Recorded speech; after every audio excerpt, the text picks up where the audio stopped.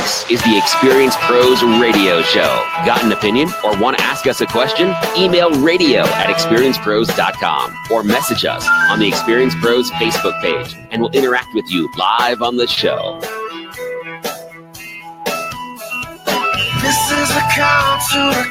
Welcome back to the Experience Pros Radio Show. Angel Tussie and Eric Raymer helping you get your business right. I know this isn't you. Somebody you know probably has conflict in the workspace. And around that conflict probably goes phrases something like, because I said so. I'm the boss. Because my paycheck is larger than yours. Those kinds of things. Well, do you ever have the opportunity to have a response and the words just kind of come out wrong, or because you don't think you know exactly the right way to say it, you don't say it at all? And so then problems continue, Sure. It builds up, conflicts continue to arise, and you don't know how to handle it. Well, nobody wants to be at a loss for words. Or if you're like me, about an hour later, I think, I wish I could have said that. This is what I should have said. Yeah.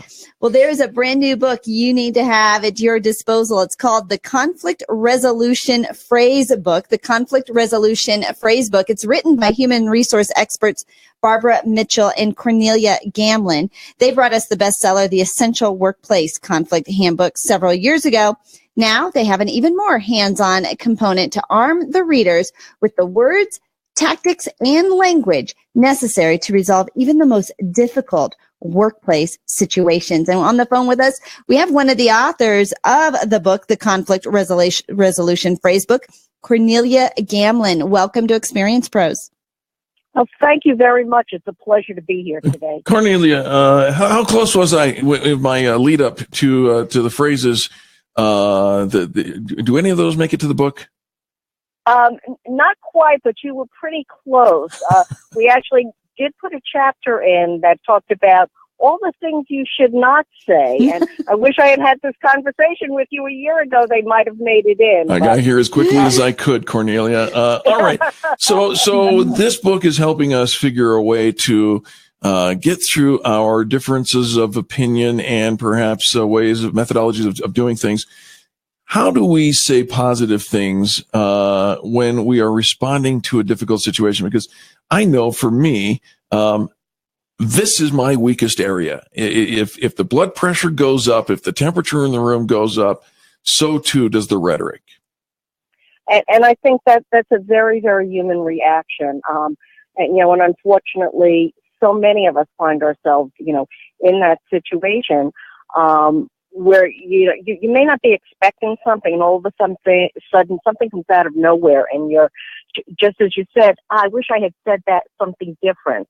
So what we had hoped to accomplish with this book is to give the reader some ideas, and recognizing that sometimes you're going to go into a situation that is going to be tense, so you can prepare for some of those. And the more you begin to prepare for some of those situations, then when the unexpected comes up, maybe you'll be feeling a little bit more comfortable and confident not to say the wrong thing or just to walk away and say nothing at all. Because when that happens, then the conflict will just go on. It can blow up. It doesn't get resolved. And what we really want people to be able to do is, first of all, recognize that there's a problem, understand what the problem is, and then respond to the problem in a positive way. And that's really been the focus of this book, is a lot of positive phrases that you can use in a conflict situation. Okay, so I don't think positive phrases are what typically comes out of people's minds in regular conversation, let alone when something's, a little bit more emotional and heated. Can you give us a couple examples? Oh, I got one. You're right. You're the boss. It was positive. But not really positive, because you're really not addressing what the situation is. So, we'll see things like perhaps in a meeting where the boss says something, and that may be your reaction. But you're sitting back and you're thinking, I don't really agree with what he said. So it might be easier to say something like, I understand what you're saying, but I don't quite agree. Can you give me a reason why that's your opinion, or why you think that's the approach that we should take on this particular project? I think that would be super helpful. Yeah. Yeah, I mean, and another situation that we see happening a lot, again, happens often in meetings. People they start talking over each other, they get heated, they're interrupting each other, and the meeting goes nowhere. It really becomes, counterproductive. So if you can say something along the lines of, time out. When we start interrupting each other, nobody's really getting to say anything meaningful. So let's go around and take turns. Or when you cut other people off as they're trying to get their thoughts out, that's kind of disrespectful. And it's not just disrespectful to them, but it's disrespectful to everybody else. So let's all take a turn and say something. All right. So, Cornelia, let me ask you about this. In your book, you talk about positively confronting stereotypes and assumptions. What stereotypes and assumptions are we addressing in the heat of a battle?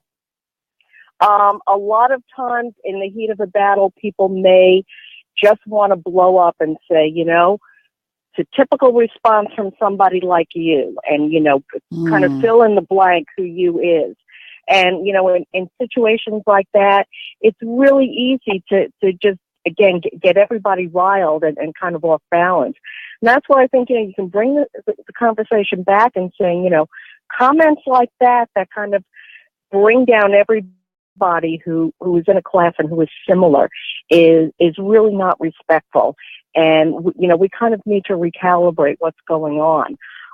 When we wrote this book, we really started with the Essential Conflict Resolution Handbook, the Essential Workplace Conflict Handbook. And we tried to do some parallels across the chapters. So if you're reading one and you're saying that's a good idea, I have problems with that in my workplace, what are some positive things that we can say so that hopefully people will pick up this book as well, and it'll give them some prompts around some of the kinds of situations that we talk about in our first book. I'm so excited you wrote this, Cornelia, because I know so many people, when they can't think of something, they are feeling frustrated. They do want to have their voice heard, but not really sure how to phrase that. Right. And then they just allow that frustration to bottle up, and then they explode, or they, kind of erupt in this really poor communication style. And yet if they would have had a few phrases along the way, what is the best way for our audience, one, to get a copy of the Conflict Resolution Phrase Book onto their desk? And two, do you and Barbara have a way you want people to follow you? Yes, there's actually the Conflict Resolution Phrase Book is available through Amazon and Barnes and Noble and most major booksellers and independents. We are on Twitter at @WorkConflict. We also have a blog, Making People Matter, at blogspot.com. So you can read our blog on a weekly basis. And those are probably some of the best ways to follow us. There's also information in the book about our websites and that you can get additional information on. I love it. Cornelia Gamlem, thank you so much for joining us. The book, The Conflict Resolution Phrase Book. Pick up a copy, one for yourself that you won't tell anybody about, and then one for that coworker. All right. Cornelia, thank you so much for being with us.